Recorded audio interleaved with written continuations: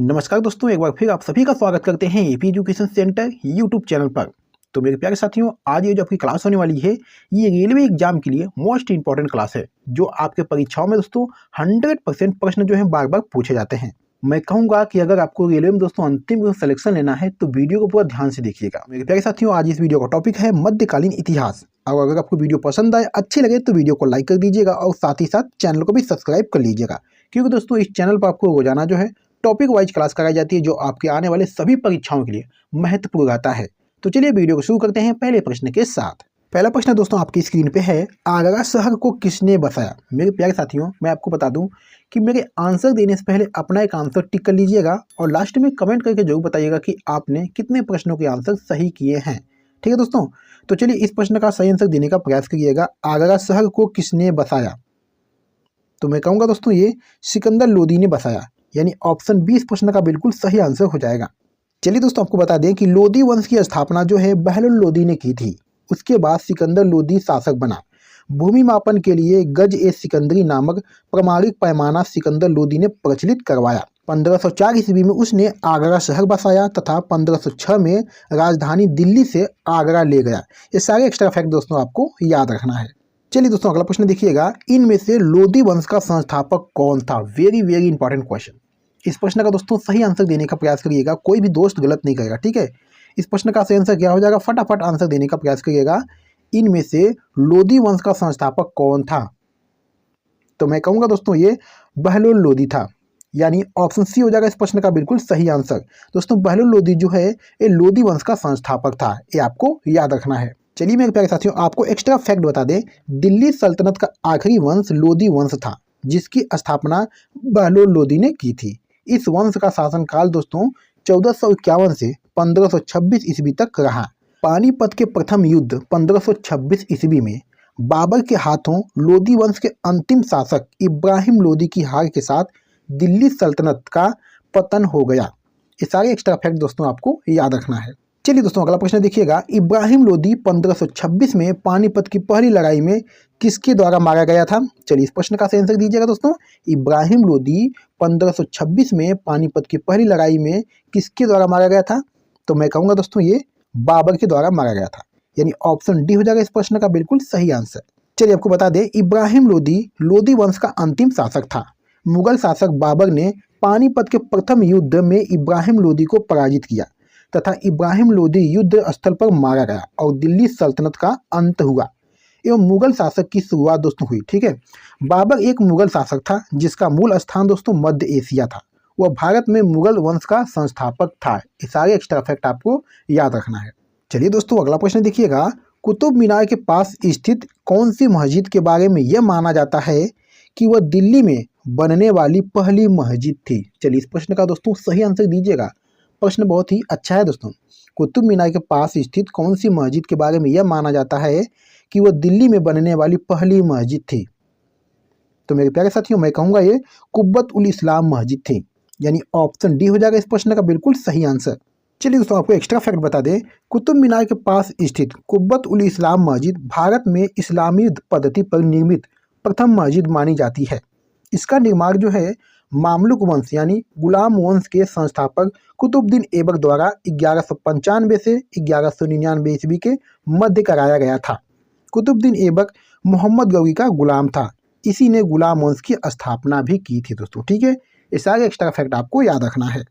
चलिए दोस्तों, अगला प्रश्न देखिएगा, इनमें से किसने अजमेर में 2.5 दिन का झोपड़ा निर्मित कराया था। बहुत ही अच्छा प्रश्न है दोस्तों। इस प्रश्न का सही आंसर देने का प्रयास करिएगा। इनमें से किसने अजमेर में 2.5 दिन का झोपड़ा निर्मित कराया था, तो मैं कहूँगा दोस्तों ये कुतुबुद्दीन ऐबक ने कराया था, यानी ऑप्शन बी हो जाएगा इस प्रश्न का बिल्कुल सही आंसर।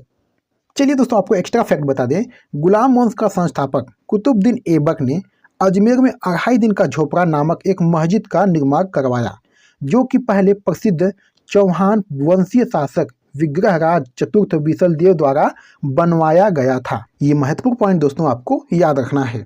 चलिए दोस्तों, अगला प्रश्न है, कुतुब मीनार जो दुनिया की सबसे ऊंचे ईंटों की मीनार है, इसका निर्माण 1193 में दिल्ली सल्तनत के किस संस्थापक के आदेशों के तहत किया गया था। बहुत ही अच्छा प्रश्न है दोस्तों। इस प्रश्न का सही आंसर देने का प्रयास करिएगा। कुतुब मीनार जो दुनिया की सबसे ऊंची ईंटों की मीनार है, इसका निर्माण 1193 में दिल्ली सल्तनत के किस संस्थापक के आदेशों के तहत किया गया था? तो मैं कहूँगा दोस्तों ये कुतुबुद्दीन ऐबक के आदेशों के तहत किया गया था, यानी ऑप्शन बी इस प्रश्न का दोस्तों बिल्कुल सही आंसर हो जाएगा। चलिए दोस्तों आपको एक्स्ट्रा फैक्ट बता दें, कुतुब मीनार का निर्माण गुलाम वंश के शासक कुतुबुद्दीन ऐबक ने सन 1193 में आरंभ करवाया और अपने शासनकाल में एक ही मंजिल का निर्माण करवा पाया। उसकी मृत्यु के बाद उसके उत्तराधिकारी इल्तुतमिश ने इसमें 3 मंजिलों का निर्माण के साथ उसे पूर्ण किया। इसके उपरांत दोस्तों तुगलक शासक फिरोज शाह तुगलक ने शासनकाल में प्राकृतिक दुर्घटना में चौथी मंजिल ढह जाने पर उसने पुनः चौथी और 5वीं मंजिल का निर्माण करवाया। दोस्तों ये मीनार दोस्तों लाल बलुआ पत्थर से बनाई गई है। दिल्ली स्थित यह मीनार ईंट से बनी विश्व की सबसे ऊंची मीनार है। इसकी ऊंचाई दोस्तों 72.5 मीटर है। कुतुब मीनार को 1993 में यूनेस्को की विश्व धरोहर स्थल में शामिल किया गया। दोस्तों ठीक है, ये सारे एक्स्ट्रा फैक्ट आपको याद रखना है। चलिए दोस्तों अगला प्रश्न देखिएगा, अढ़ाई दिन का झोपड़ा कहाँ स्थित है? बहुत ही अच्छा प्रश्न है दोस्तों, इस प्रश्न का सही आंसर देने का प्रयास करिएगा। अढ़ाई दिन का झोपड़ा कहाँ स्थित है?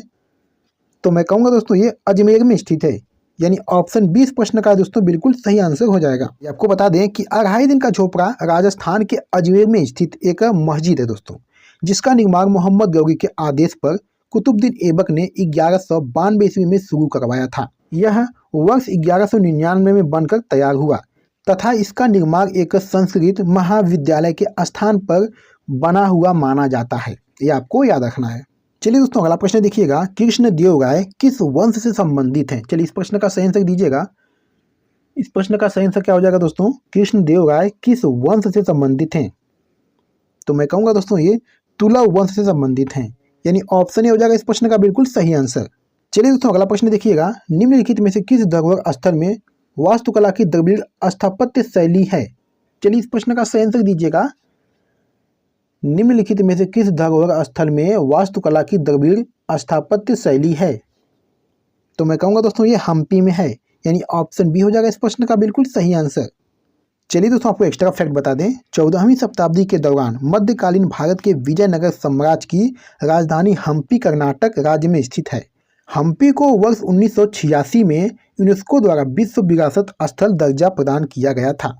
वास्तुकला की द्रविड़ स्थापत्य शैली में निर्मित हम्पी के मंदिरों को उनकी बड़े आयामों, पुष्प अलंकरण, स्पष्ट नक्काशी, भव्य मंडपों तथा मूर्तिकला एवं पारंपरिक चित्र निरूपण के लिए जाना जाता है।